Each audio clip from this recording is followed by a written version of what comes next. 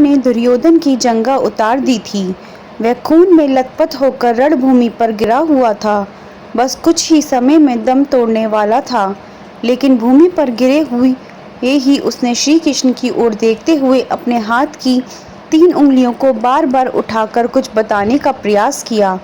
पीड़ा के कारण उसके मुंह से आवाज़ धीमी धीमी ही निकल रही थी।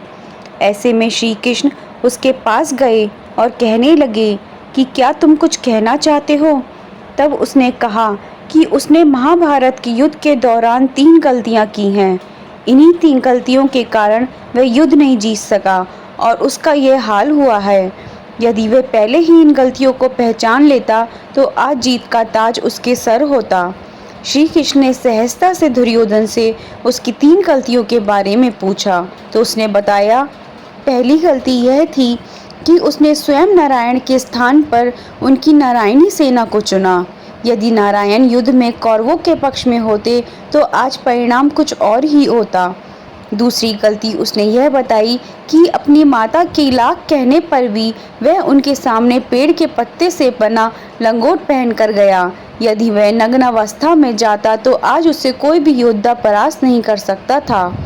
तीसरी और अंतिम गलती उसने की थी वो थी युद्ध में आखिर में जाने की भूल।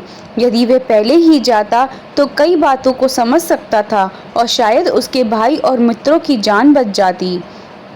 श्री कृष्ण ने विनम्रता से दुर्योधन की ये सारी बात सुनी। फिर उन्होंने उससे कहा, तुम्हारी हार का मुख्य कारण तुम्हारा अधर्मी व्यवहार और अपनी ही कुलवधू का वस्त्र हरण करवाना था।